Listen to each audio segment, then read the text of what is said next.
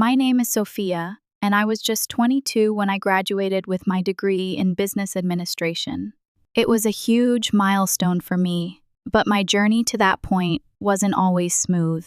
Throughout my college years, I was fortunate to live in my grandmother's old apartment. Well, technically, it was my dad's after he inherited it when she passed 3 years ago. All I had to pay for was the utilities, which I managed by working part-time at a small Italian restaurant just a few blocks away. It wasn't glamorous, but it was enough to get me by. Juggling work and college was tough.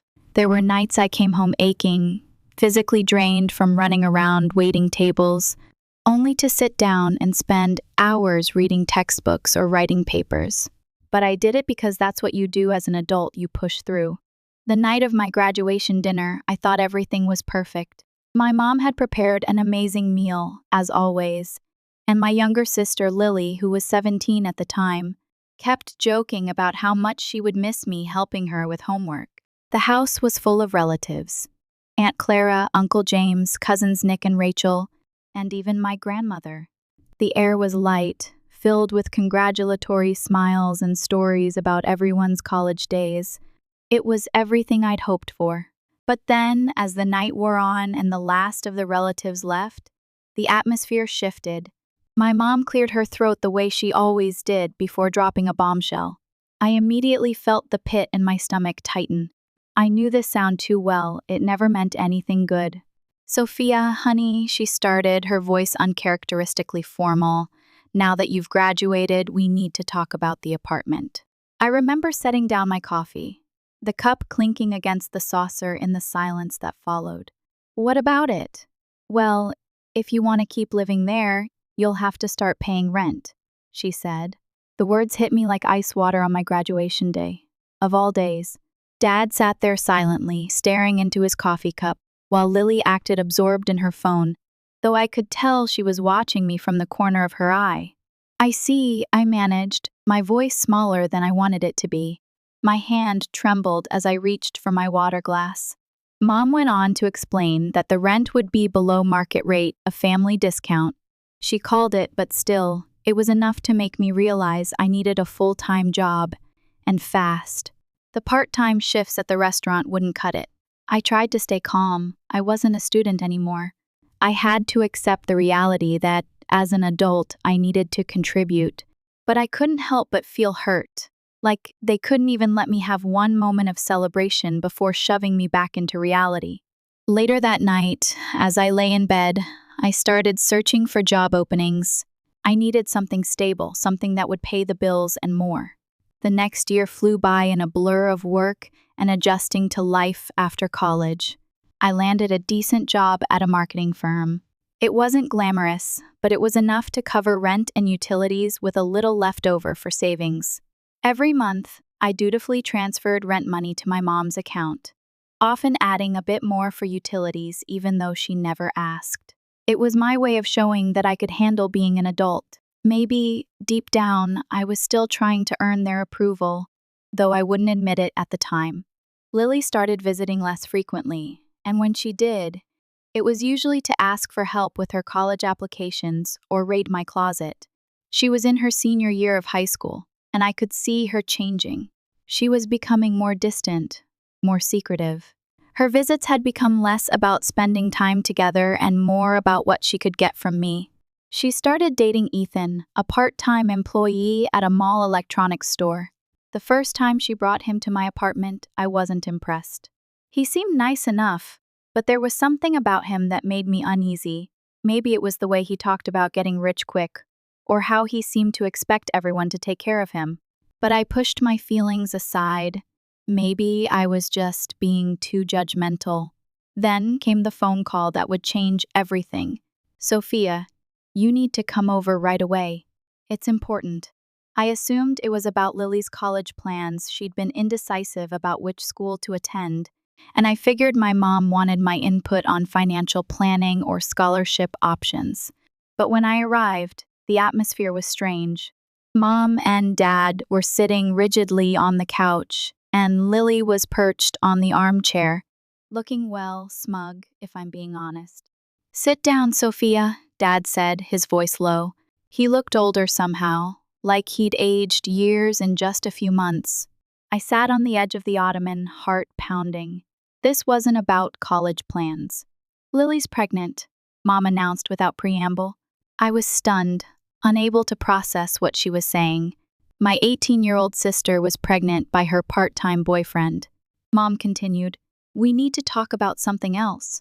Lily and Ethan will need a place to live. They'll be moving into the apartment." I felt like the room was spinning. I gripped the edge of the ottoman, trying to steady myself. "Excuse me?" I managed. "You want me to move out?"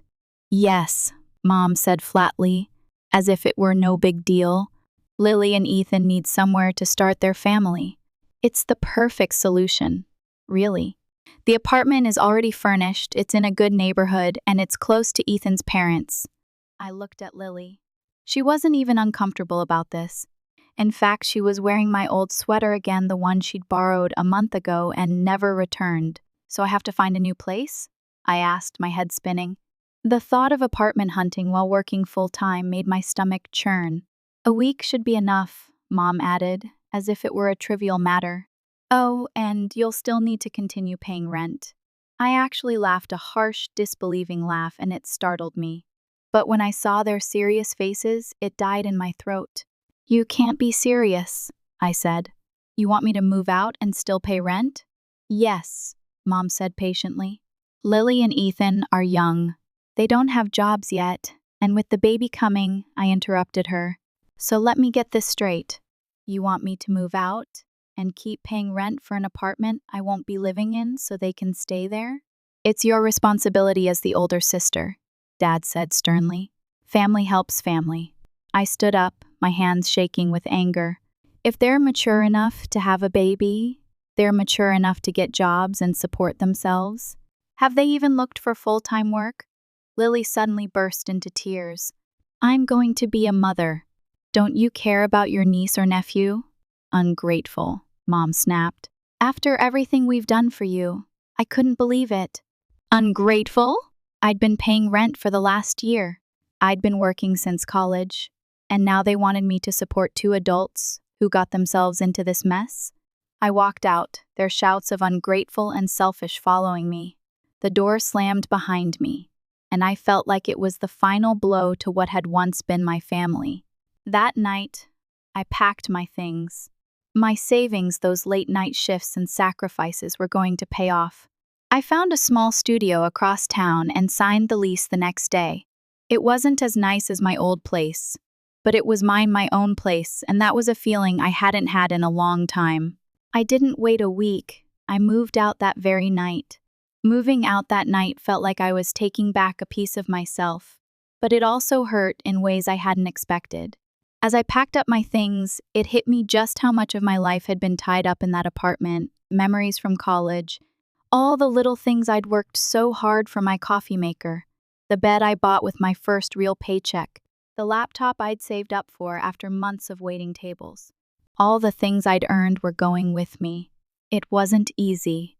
My boss at the marketing firm was understanding when I asked for a personal day to pack, but I didn't explain the full situation. What could I have said that my parents had kicked me out for my sister, or that I was expected to keep paying rent for an apartment I wouldn't be living in? When I was finally done packing, I drove past my parents' house and slipped the key under their door. No note, no explanation. What else was there to say?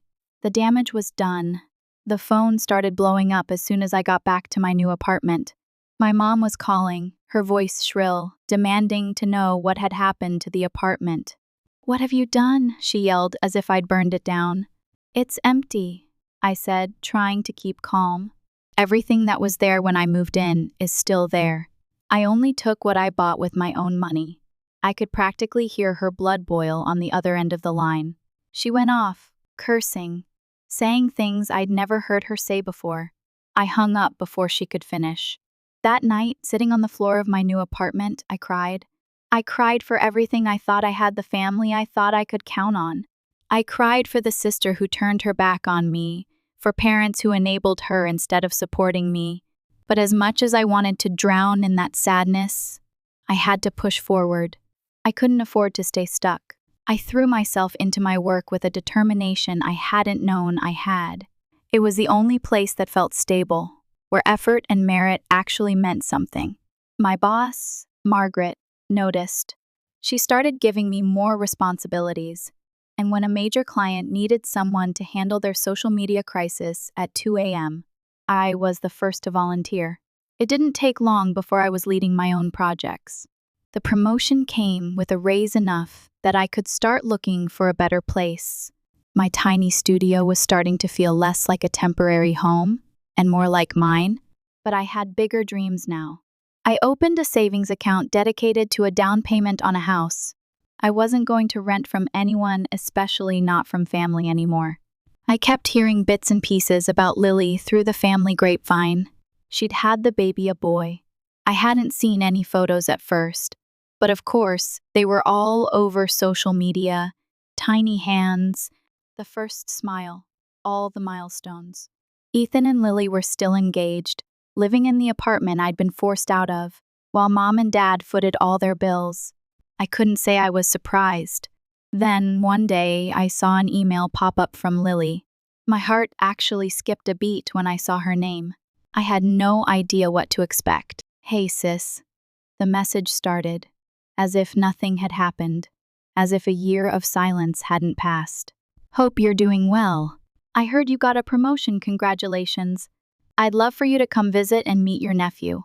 He's such a precious little angel. I know you'd love him."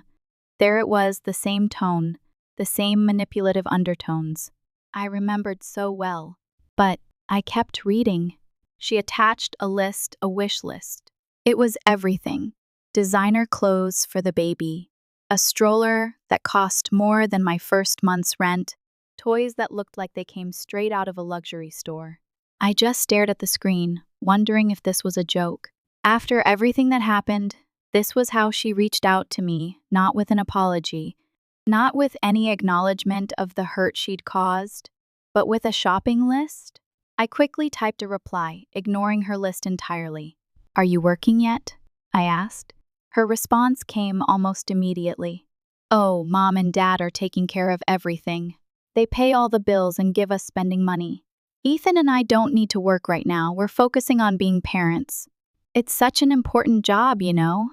My jaw tightened. That wasn't the worst part. The worst part came next. "We're thinking about having more kids soon," she continued. "Mom and Dad are such suckers. I mean, they're so supportive. They'll have to keep helping us if we have more babies. And we want a big wedding too, nothing cheap. Those old fools will pay for everything." I couldn't believe what I was reading. My little sister, who once seemed so sweet, had turned into a person I didn't recognize. She was openly planning to manipulate our parents, using them as ATM machines for her lifestyle. I didn't reply. What was there to say, "Congratulations on your new life as a professional mooch"? I closed my laptop, but the words lingered in my mind, echoing with every thought. Then, a few months later, I got another call from Mom. It was the first time I'd heard from her in weeks, and her voice was different, tired, defeated. She asked me to come over. At first, I didn't want to. I knew what was coming. I knew it wasn't going to be some heartfelt apology. But something in me still held on to the hope of reconciliation. So, I agreed. When I arrived, they looked older somehow. Mom and Dad both had deep lines under their eyes. I could see the toll everything had taken on them. They sat on the couch, looking almost defeated, not like the strong, demanding parents I remembered. "We've been taking extra shifts," Dad started, his voice rough. "Working overtime to help your sister and Ethan." I didn't say anything. I could hear the exhaustion in his voice. He paused, like he was waiting for me to say something, but I didn't. "We know you're doing well at your job," Mom continued, "and we think it's time you help support your sister too." I didn't even try to hold back the laugh. It came out a sharp sound of disbelief. I couldn't believe what I was hearing. "You want me to what?" I said, my voice growing louder. "You want me to help support my sister too?" "Your sister can't work right now," Mom said, leaning forward. "She has the baby to take care of. It's a full-time job. Right, I said, trying to keep my voice steady. What about Ethan? He's supposed to be helping too. Ethan needs to help with the baby, Mom said. I looked at them. These were the same parents who had taught me about responsibility. They had pushed me to work, to pay my way, and now they were making excuses for two perfectly capable adults who refused to take responsibility for their own lives. So let me get this straight, I said slowly, making sure each word was clear. You're working extra shifts to support my sister and Ethan, and now you want me to help too? Dad's face turned red. You're being selfish. If you don't help support your sister, consider yourself disowned. I didn't even flinch. You can't disown someone who's already gone, I said quietly, and I walked out of their house for what I hoped would be the last time. That night, my apartment felt like a refuge. I kicked off my shoes, made myself a cup of tea, and sat down. I felt the weight of everything, the hurt, the disappointment, the anger slowly start to lift. This was my life now, and I was taking control. The door closing behind me felt like the end of something, a chapter I never thought would be written in the first place. I never imagined I'd get to the point where I was walking away from my family, but as I drove home that night, I realized I had nothing left to lose. My own life, my own future was now in my hands. That wasn't something I could just ignore anymore. When I stepped into my apartment, it was quiet, and for the first time in a long time, it felt like peace. I wasn't going to lie to myself, it still hurt. Deep down, there were nights when I lay in bed, my thoughts tangled up in regret, anger, and disappointment. I had lost my family. I had lost the people I thought would always have my back. But as painful as it was, I knew one thing. I wasn't going to let their choices ruin mine. I had worked too hard for too long to let that happen. Work became my sanctuary. It was the one place where hard work still meant something. When I went in every day, I poured myself into everything, every project, every client call, every social media campaign. There was no room for hesitation, no room for weakness. I dove in head first, not for anyone else, but for me. Margaret, my boss, started to notice. She gave me more responsibility, and with that came opportunities I hadn't even dreamed of. When a major client faced a PR disaster at 2 a.m., I was the one to handle it. When the office needed someone to come in on weekends to prep for a big pitch, I was there. I didn't mind, in fact, I thrived. The more I did, the more I learned. Soon, I was leading my own projects. I was managing a small team, and with the promotion, my pay increased enough to allow me to think about getting a better place. The tiny studio that I'd been renting didn't feel so cramped anymore, but I didn't stop there. I opened a savings account, one dedicated to a down payment on a house. I had no intention of ever going back to living in a place where I didn't feel welcome, where my existence was only valued when it fit someone else's narrative. As the months went by, I tried to push thoughts of Lily and my parents out of my mind, but there was always a trickle of information that came through the family grapevine. I heard that Lily had given birth to a baby boy. I saw pictures on social media, tiny hands, a new mother's smile, the excitement that seemed so genuine, so real. The world seemed to be moving on without me, and in a way, that was fine. I didn't need to be a part of it anymore. They had chosen their path, and I had chosen mine. I thought that would be the end of it. I thought I'd moved on, that I'd let go of the bitterness and the anger. But then, one day, something unexpected happened. An email appeared in my inbox from Lily. "Hey sis," it began, as if nothing had ever happened, as if a year of silence, a year of bitterness, didn't exist. "Hope you're doing well. I heard you got a promotion, congratulations. I'd love for you to come visit and meet your nephew.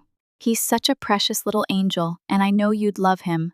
I sat there, staring at the screen. My mind raced. I couldn't believe it after all that had happened. After everything she'd put me through, this was how she reached out? Not with an apology, not with a plea for forgiveness. but with a simple invitation to visit and meet her child. And then, as if to really test my patience, she attached a wish list, designer baby clothes, a stroller that cost more than my first month's rent, premium toys that I knew cost more than anything. Ethan made working part-time at the mall. I stared at the screen in disbelief. I was so angry I almost couldn't see straight. Was this a joke?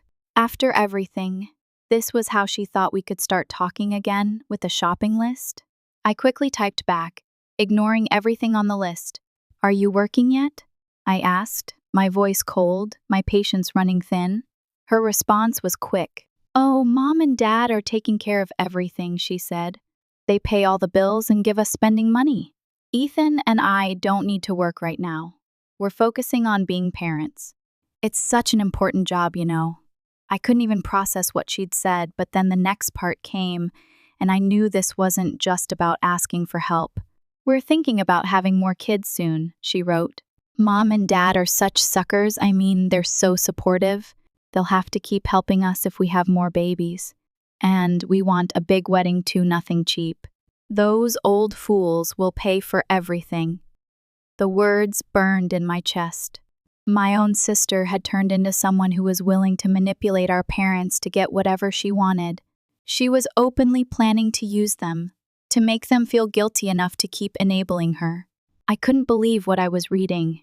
I didn't respond. I couldn't. What was there to say congratulations on becoming a professional freeloader? It wasn't worth it. I closed my laptop, my heart heavy with disgust, and tried to move on. But I couldn't shake the words from my head.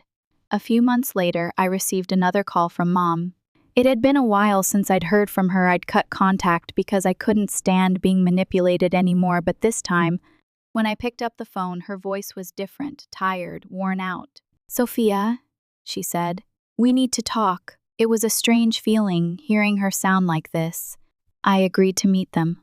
I didn't know why, but something in me still wanted to hear what they had to say. When I walked into their house, I could feel the weight of everything hanging in the air.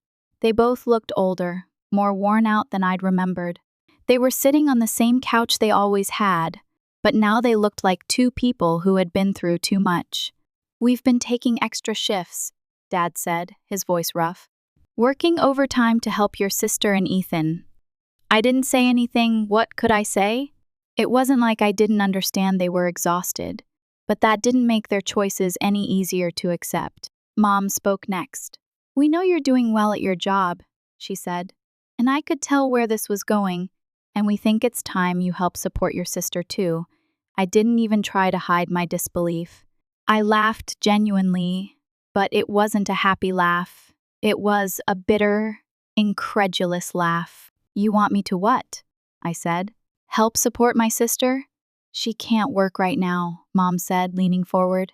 "She has the baby." "Right," I said slowly, trying to keep calm. "And what about Ethan? Isn't he supposed to help?" "Ethan needs to help with the baby," she said. I stood up. "Let me get this straight. You're working overtime to support them, and now you want me to help too? How is that right?" Dad's face flushed red. "You're being selfish," he snapped. "If you don't help support your sister, consider yourself disowned," he added. I didn't even flinch. "You can't disown someone who's already gone," I said quietly, and I left their house for the last time.